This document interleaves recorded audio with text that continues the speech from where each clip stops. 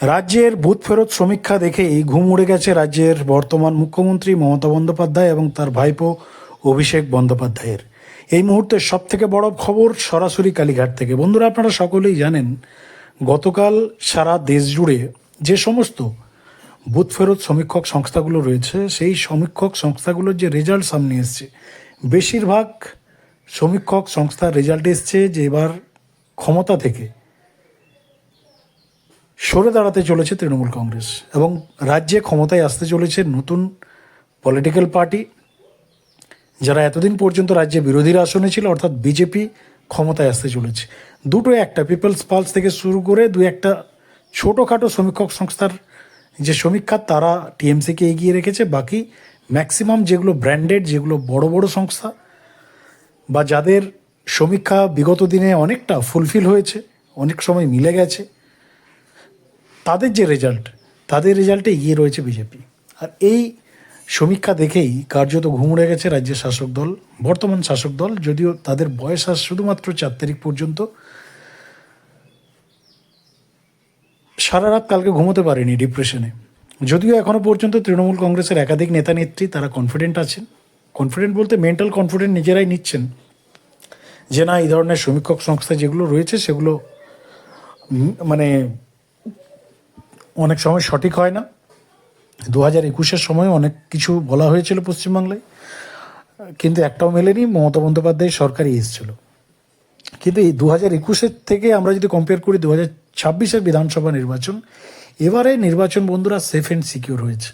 আমরা এতদিন পর্যন্ত সমস্ত প্রতিবেদনে একটা কথাই বলেছি আপনাদের, যে বাংলার মানুষ যদি স্বতঃস্ফূর্তভাবে ভোট দিতে পারে, বাংলার মানুষ যদি সেফ অ্যান্ড সিকিউর ভয় মুক্ত যদি ভোট দিতে পারে, নিজের পছন্দসই ক্যান্ডিডেটকে যদি তারা ভোট দিতে পারে, তাহলে তৃণমূল কংগ্রেস থাকবে না। তার কারণ তৃণমূল কংগ্রেস বিগত 15 বছরের যে তাদের ইতিহাস, 15 বছরের যে ট্র্যাক রেকর্ড তৃণমূল কংগ্রেসের, একটা সভ্য সমাজ, শিক্ষিত সমাজে তৃণমূল কংগ্রেসের মতো পলিটিক্যাল পার্টি টিকে থাকতে পারে না আজকের রকম ডেটে। আজকে এই ডিজিটাল যুগে যেখানে প্রত্যেকের হাতে মুঠোফোন, একটা খবর মানুষের কাছে হাজারটা দিক থেকে বিশ্লেষণ হয়ে আসছে। কোনো কিছু বিষয় এখন মানুষের অজানা নয়, মানুষ এভরি জিনিসে আপডেটেড। আর সেই জেনারেশনে একটা পলিটিক্যাল পার্টি এত দুর্নীতি করার পরেও, এত স্ক্যামের পরেও ক্ষমতায় টিকে থাকবে মানুষের সমর্থন নিয়ে, এটা হতে পারে না। এটা বাংলার মানুষ এতদিন পর্যন্ত বিশ্বাসই করতো না। এই কনফিউশনটা হয়তো আপনাদেরও হতো যে এত দুর্নীতি, চাকরি চুরি হচ্ছে, কয়লা চুরি হচ্ছে, গরু পাচার হচ্ছে, সারদা কাণ্ড হয়ে গেল, নারদার রকম কাণ্ড হয়ে গেল, যেখানে খালি চোখে মানুষ দেখতে পাচ্ছে টাকা নিচ্ছে তৃণমূলের নেতামন্ত্রীরা, তারপরে এই দলটাকে মানুষ ভোট দিয়েছে, এটা হতে পারে? তো এই যে কনফিউশনগুলো ছিল, আসলে ভোট আপনার পছন্দসই ভোট আপনি দিতে পেরেছেন, ঠিক আছে, কিন্তু রাজ্যের অধিকাংশ জায়গাতে একজন ক্যান্ডিডেট তার ভোট মানে ভোটের দিন সে বাড়িতেই থাকতো, অথচ তার ভোট হয়ে যেত। বুথ লুট, ছাপ্পা, র্যাগিং, ব্যালট বাক্স ফেলে দেওয়া, আপনারা দেখেছেন এই ধরনের ঘটনা, বুথ জ্যামিং, নানান ঘটনা ঘটেছে বাংলার নির্বাচনে। কোথাও বোমাবাজি, কোথাও মানুষের খুন, কোথাও মানে হিংসা ছাড়া পশ্চিমবাংলায় এতদিন পর্যন্ত ভোট হয়নি। এই প্রথম জাতীয় নির্বাচনের সক্রিয়তা, সেন্ট্রাল বাহিনীর সক্রিয়তা, রাজ্য প্রশাসন যেভাবে কাজ করেছে, রাজ্য পুলিশ, এবারে প্রথমবার আমরা দেখেছি রাজ্য পুলিশের সিট দাঁড়া। এই প্রথমবার রাজ্য পুলিশ ফ্রি হ্যান্ড কাজ করেছে, কাউকে তারা রিয়াদ করেনি, না টিএমসি, না বিজেপি, না সিপিএম, না কংগ্রেস।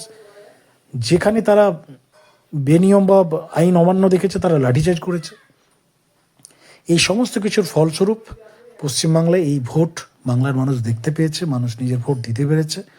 এবং সত্যি কথা বলতে 4 তারিখের যে রেজাল্ট আসবে বন্ধুরা, মিরাক্কেল রেজাল্ট হতে চলেছে পশ্চিমবাংলায়, এই নিয়ে কোনো সন্দেহ নেই। এবং দেখুন, শাসক দলেরও তো কিছু ইন্টেলিজেন্ট এজেন্সি রয়েছে, তাদেরও কিছু ভেতরের খবর, খুফিয়া এজেন্সি রয়েছে, তারাও খবর পায়। এই যে পশ্চিমবাংলার আবহাওয়া টিএমসির বিরুদ্ধে চলে গেছে, টিএমসির পক্ষে হাওয়া নেই, পজিটিভ হাওয়া নেই এই দলটার, সেটা কি টিএমসির নেতামন্ত্রীরা জানে না? তারাও জানে, তারাও দেখতে পাচ্ছে, তারাও বুঝতে পারছে। আজকে সোশ্যাল মিডিয়ায় যদি চেক করেন, কোনো জায়গাতে আপনারা টিএমসির পক্ষে একটা কমেন্ট পাবেন না, শুধুমাত্র একটা কমিউনিটির মানুষ ছাড়া।